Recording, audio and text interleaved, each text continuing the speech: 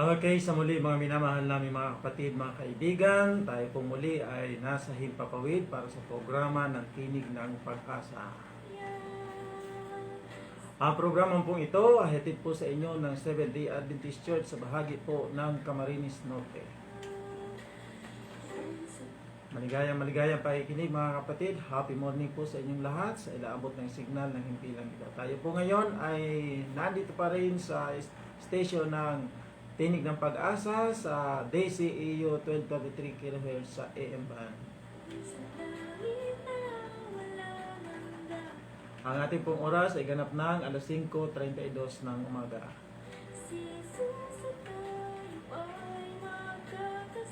Sa amin po mga kapatid, dito sa Camarines Norte sa Iglesia ng Seventh-day Adventist, good morning po sa inyong lahat. Gising na po kayo at handa na po kayo sapagkat mayroon po tayong gaganaping fellowship sa Iglesia ng Santa Cruz SDA Church. Magkita-kita po tayo doon mga minamahal na mga kapatid. At ganoon din aming binabati pa rin ng aming mga masugid na taga-subaybay sa inaabot po ng signal ng programang ito. Saan po kayo ngayon sa mga sandaling ito, nawa ay abutan kayo ng programang ito na nasa maayos na kalagayan at ligtas at anumang uri ng kapahamakan. Happy morning po mga kapatid, mga kaibigan sa inyo lahat. Sa muli po ang inyong mga kasama, ang inyong pong lingkod, Brother Ricky Silvedad, na inyong mga kasama sa isa na namang mahalagang paksa na ating pong pag-uusapan, may kinalaman sa pag-aaral ng Biblia sa banal na kasulatan.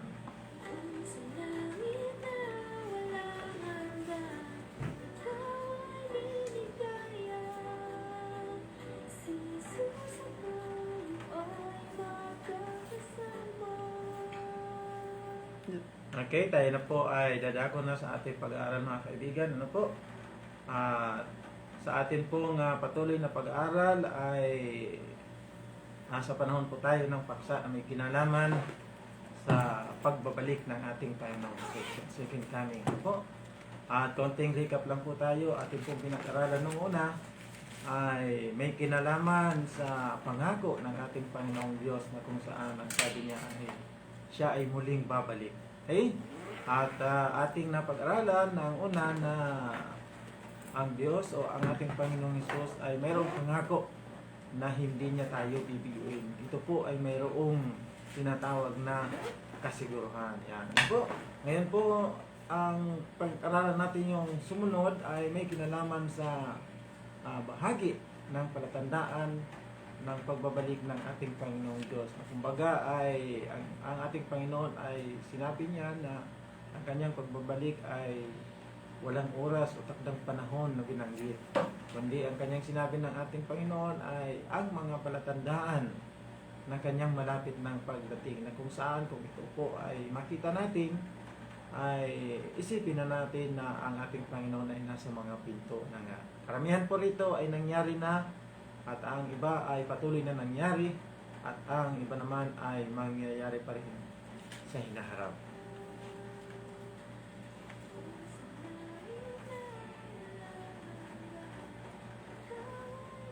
Kami po ay patuloy na nag-aanyaya sa inyo mga kaibigan, mga kapatid, na inyo po kaming samahan sa buong panahon ng ating pag-aaral. Ano po ang ating pong paksang pag-uusapan ngayon ay may pamagat na ang sanlibutan kaya ay mahihikayat. Yan, ano po? Kumbaga ay sa pagbabalik ng ating Panginoong Diyos, ang katanungan ay lahat kaya ng mga tao sa mundong ito ay mahihikayat o mapapaniwala o maniniwala sa mga mensahe ng ating Panginoong Diyos para makasama doon sa langit na bayan. Okay? Napakaganda pong paksain ito mga kapatid, sapagkat dito ay makikita natin na ang katotohanan na sa ating pong kalagayang personal mga kaibigan. Ano po? Kung tayo kaya ay maaring makasama doon sa mga mahihikayat na makita ang katotohanan na ang pagbabalik ng ating Panginoong Diyos, tayo ay makasama mga kaibigan. Ano po? Subalit bago po yan, tayo po muna ay hihilingin ang presensya ng Panginoon sa pamamagitan po ng isang panalangin. Dakilan naming Ama, pagpalan naming Diyos, kayo po ay nasa mga langit, siya may-ari ng aming buhay. narito po muli kami na iyong mga anak, kami po yung mag-aaral. Dalangin po namin na samahan kami ng Santo Espiritu. Siya ang aming magagaling. Tulungan niyo po ang inyong pong lingkod. Magsalita po kayo sa amin, mahayag ang inyong katotohanan. Hindi po ang aking kailangan. Tulungan din po ang aming mga kaibigan, ang aming po mga kapatid na nakikinig. Buksan po ang kanilang mga puso at kaisipan at ang lahat ng ito ay kanilang maging inspirasyon sa kanilang buhay. Taglayin nila ito bilang pangunahing pagkain spiritual. Ang sa ganong kaming lahat po Ama ay mahanda sa pagbabalik ng aming Panginoong Yesus na siyang mapanag na pag-asa na aming hinihintay sa sanlibutan ito. At kamtin namin ang pangako na inyo pong pinangako sa bawat isa sa amin, ang kaligayahan, ang kagalakan sa langit na bahay, na bayan na mayroong buhay na walang hanggan. Maraming salamat Ama sa pagdinig sa aming dalangin at kami naniniwala na kami sasamahan. Palagi po nito ang paghingi ng tawad upang ito hindi maging hadlang sa malayang pagdaloy ng inyo pong kapuhan sa pangalan ng aming Panginoong Jesus. Amen. Okay. Ay, tayo po ay magpapatuloy mga kapatid. Tayo na po ay nasa ikatlong bahagi ng ating pag-aaral. Okay? At ang ating po pag-aaralan ngayon ay may kinalaman sa sanlibutan kaya ay may hikayat. Ano po? Yun isang magandang katanungan na sa dami ng mga mangangaral ng ating Panginoong Diyos sa panahon ito. Ano po? Lalatigit sa amin ng mga Seventh-day Adventists.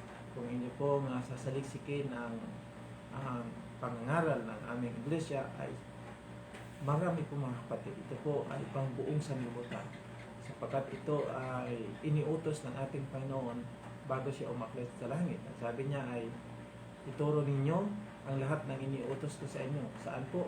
Sa buong sanlibutan. Kaya dito makikita natin na kinakailangan ang isa sa mga palatandaan ng kanyang iglesia ay ang pangbuong sanlibutan. Ano po? Hindi iglesia na pang isang lugar lamang, pang buong sanlibutan. Kaya nga, sinasabi ng ating Panginoong Hesus na kapag ka naikalat na ang kanyang mabuting balita, siya ay darating. Nangangahulugan lamang ang kanyang iglesia ay ang isa sa mga palatandaan ay pang-global church. Ano po? Ngayon ay tutungo na po tayo sa ating pag-aaral. Kaibigan, maliwanag na ang lahat ng uri ng kasamaan ay masusumpungang sumasagana. Kailangan maging bulag at bingi, walang tumpak na pag-iisip ng isang tao upang hindi makaalam tungkol sa kalagayan ng daigdig. Ang sanlibutan ay mabilis na nagiging katulad ng mga umiiral sa kalagayan noong kapanahonan ni Noe bago nagkaroon. Alam natin mga kapatid ang ating panahon ngayon, no po?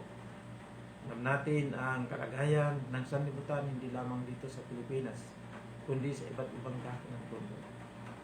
Pinasabi sa atin na kung tayo ay magbubulag-bulagan lang, kaya magbibingi-bingihan, maaaring hindi mo malaman ito.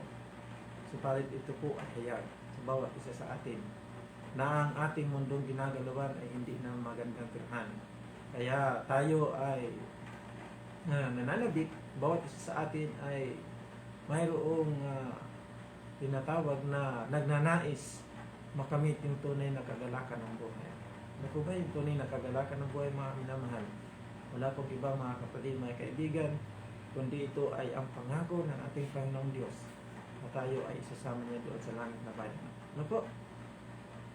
Dito po ay inihalin tulad ang pagbabalik ng ating Panginoong Diyos kagaya ng panahon ni Noah. Ang tanong natin ay ano ba yung kalagayang umiiral noong kapanahonan ni Noe? Ayan. Sa Genesis chapter 6 verse 5 and 11, ang sabi po ng ating Panginoon ay, at nakita ng Panginoon na mabigat ang kasamaan ng tao sa lupa, at ang buong haka ng mga pag-iisip ng kanyang puso ay pawang masama na lamang parating.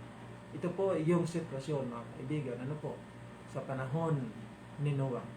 Nakita ng ating Panginoong Diyos na ang mga tao sa panahong iyon ay palagi na lang masasama ang kanilang mga pag-iisip. Ganon din ang kanilang puso. Sila ay palagi na lamang masamang parating. At ang sabi pa sa verse 11, at sumama ang lupa sa harap ng Diyos at ang lupa ay napuno ng kalaksan. Ito po ay nakikita natin, kaibigan. magmasid po tayo sa ating paligid. Hindi lamang po sa ating paligid, kundi sa iba't ibang dako ng sanlibutan. Hindi lamang po dito sa Pilipinas, kundi sa iba't ibang dako ng sanlibutan. Na napakarami na ngayon ang mga ganitong uri ng mga tao sa ating sanlibutan. Kaya ang tanong natin sa ating pinag-aaralan, maaari kayang mahikayat ang mga tao, ang napakaraming mga tao sa sanlibutan ito, mahikayat para maniwala, manampalataya, sumunod sa ating Panginoong Diyos para sa kanyang pagbabalik ay tayo ay maligtas. Kagaya po sa panahon ni Noah, ay napakaraming tao ang binabalaan. Isipin po natin mga kaibigan, ano po, ilang taon si Noah nangaral? Nasa almost 120 years, napakatagal, ano po. Pero ang mga tao ay hindi naniwala. Kaya doon sa sitwasyon niya sa panahon ni Noe, ang sabi diyan sa tala ng Biblia ay napakarami ang napahamak.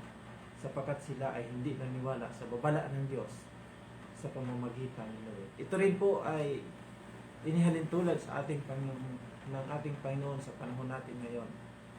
Na kung paano sa panahon ni Noe ay masama na lang parati ang puso ng mga tao. Ganon din ngayon, ano po. At kung paano ngayon din ay binababalaan ang mga tao sa pamagitan ng pangangaral ng Biblia. Marami din ang mga tao na nag-aalinlangan. Bakit kaya ganito, mga kapatid? Ano po? Tuloy natin ang ating pag-aaral. Bago magbalik si Kristo, anong mga kalagayan ang maaari nating asahan at makikita? Sa Lucas, Kapitulo 17, ang talata ay 26 hanggang 30. Ito po ang kalagayan na maaaring na nating makita bago magbalik ang ating Panginoon. Lucas, Kapitulo 17, ang talata ay 26 hanggang 30. Ganito pong sinasabi.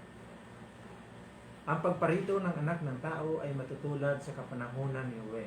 Ang mga tao nooy nagsisikain, nagsisiinom, nagsisipag-asawa, hanggang sa araw na sumakay si Noe sa barko. Dumating ang baha at nang matay silang lahat. Dito po ay makikita natin na inihalin tulad ang pagbabalik ng ating Panginoong Hesus sa panahon ni Noe. Na tila ba normal lamang? Tama naman, ano po, mga minamahal na mga kapatid. Sapagkat mga kaibigan, tayo sa ating panahon ngayon ay tayo ay namumuhay ng normal. Tayo ay kumakain, tayo ay nag-iinom, marami ang nagsisipag-asawa. At dito ay makikita natin ang sabi, hanggang si Noe ay bumaba, ay sumakay sa barko. At yung mga hindi naniwala ay napahamak. Gayon din ang mangyari noong panahon ni Lot. No po, ang mga tao ay nagsisikain, ganun din sa panahon ni Noah. Sila din ay nagsisiinom, bumibili, nagtitinda, nagtatanim at nagtatayo ng bahay. Ngunit ng araw na umalis si Lot sa Sodoma, umulan ng apoy at asupli at natupok silang lahat. Gayon din ang mangyayari sa pagdating ng anak ng tao. Napansin po natin mga kapatid, ano po, na sa panahon natin ngayon habang ibinibigay ang mababalang ito katulad po ng aming ginagawa, ay tayo ay normal na kagaya sa panahon ni Noah at sa panahon ni Lot, sila ay normal na gumagawa ng kanilang mga gawain sa pang-araw-araw. At naandun po ang babala sa panahon ni Noah, 120 years. Subalit ang reaksyon ng mga tao ay pinagtawanan lamang si Noe. At sinasabi pa nila ay itong si Noe ay nababaliw na. Ano po? Ganon din sa panahon ni Lot. Yun yung mga kapatid sa kasaysayan, ang panahon ni Noe bago magbaha ay ang mundo ay masagana talaga. Masagana mga kapatid. Sapagkat noong panahon, bago ang baha ay wala pa ng mga kalamidad, kagaya po sa panahon natin ngayon. Wala pa ng malalakas na bagyo. Kaya ang mundo noon ay talagang masagana. Kaya ang tao ay nawili na talaga. Ayaw nilang umalis sa ganoong kalagayan.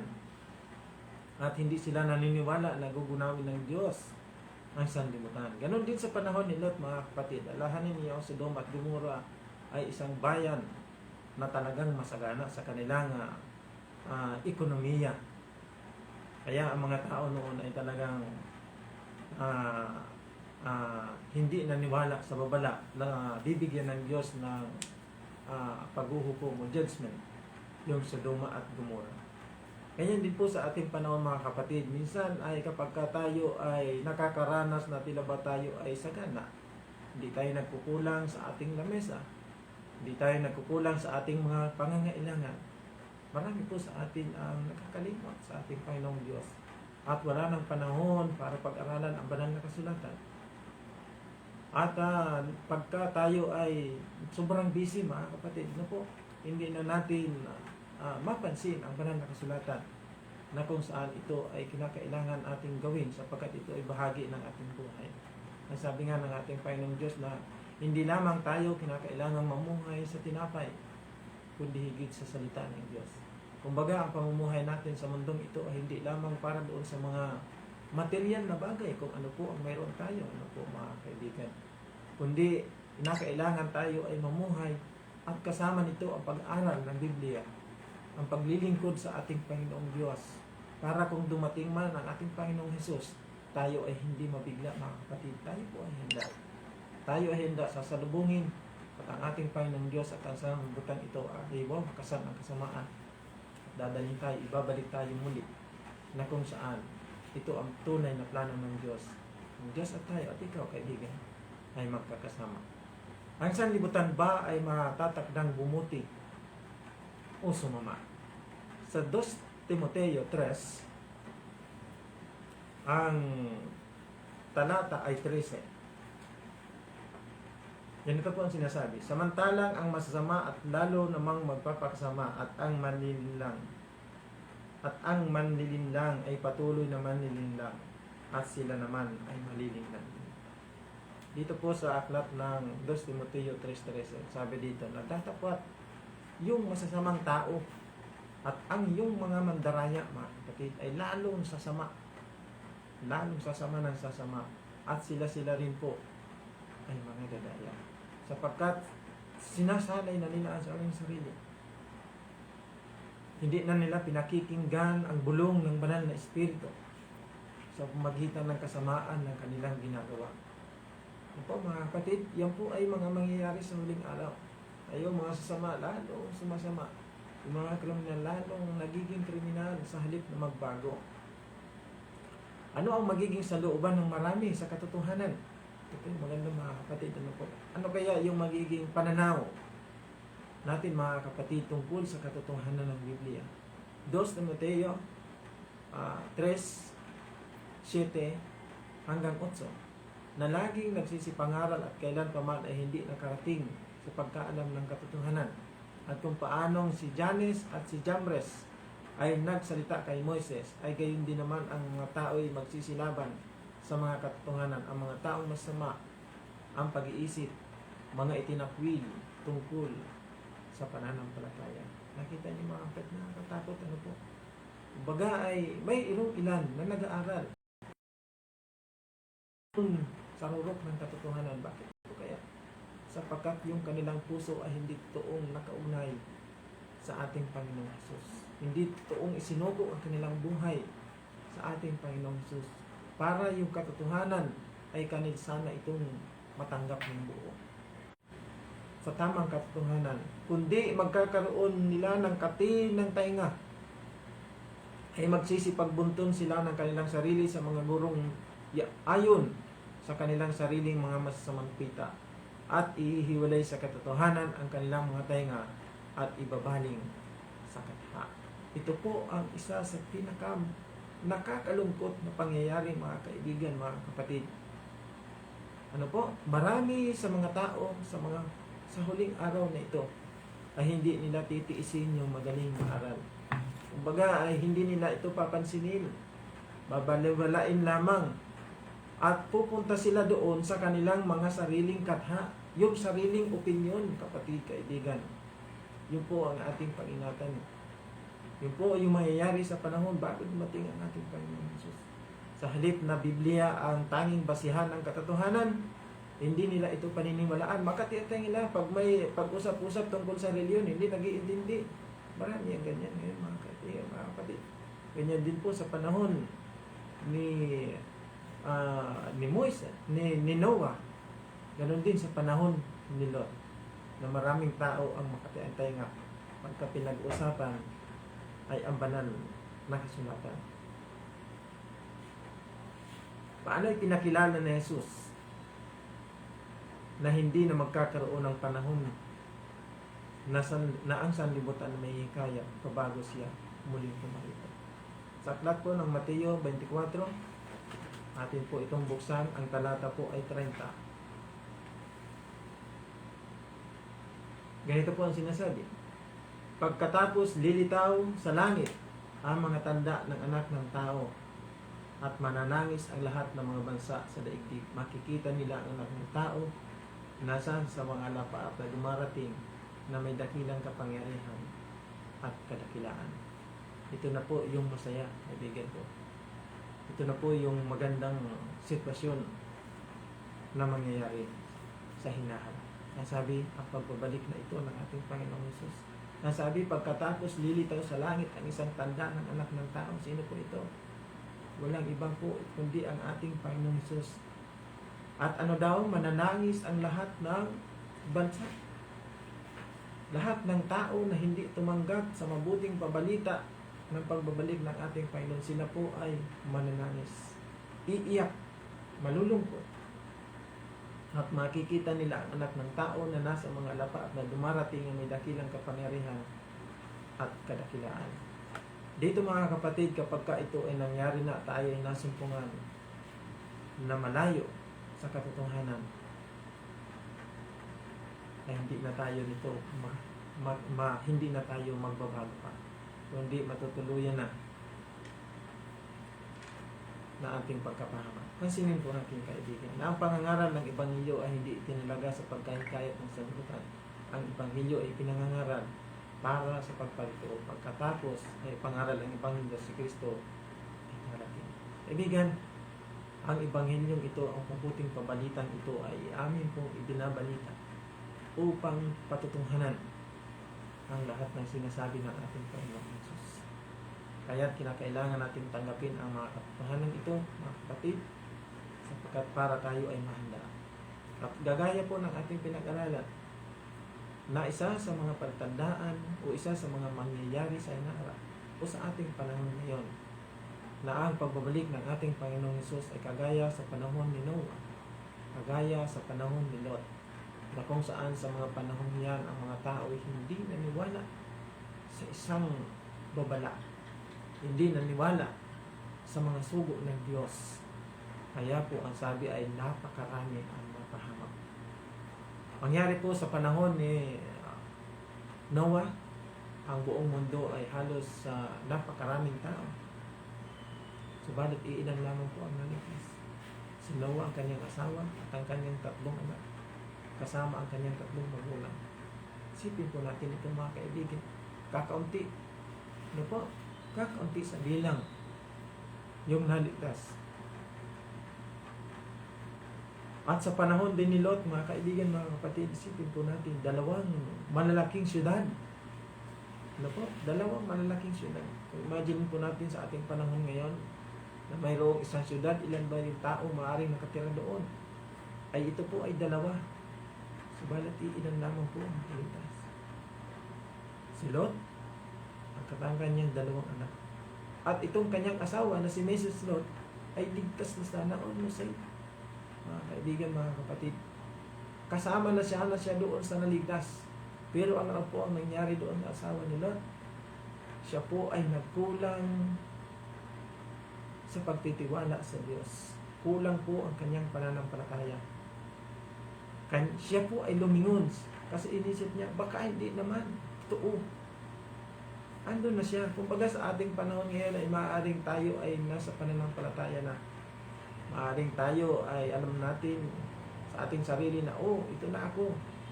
Nasa tamang iglesia na ako. Nasa tamang pananampalataya na ako.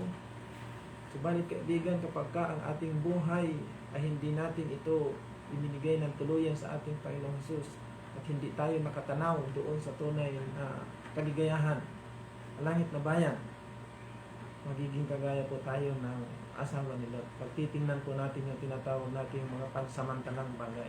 Sapagkat ito si Mrs. Lot ay lumingon siya sapagkat baka hindi naman sayang yung kanilang magandang bahay.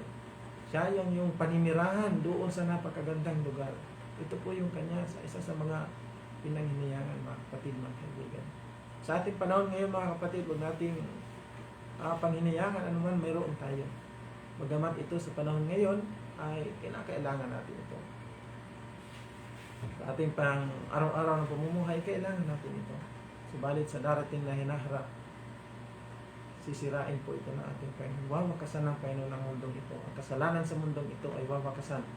Tayo, ang ating mga sarili, ang ating buhay, ay siyang bibigyan ng Diyos ng regalo ng putong ng buhay. Kaibigan, ang mga naninirahan sa lupa sa huling mga araw na ito ay maaring bahaginin ng dalawang pulutong.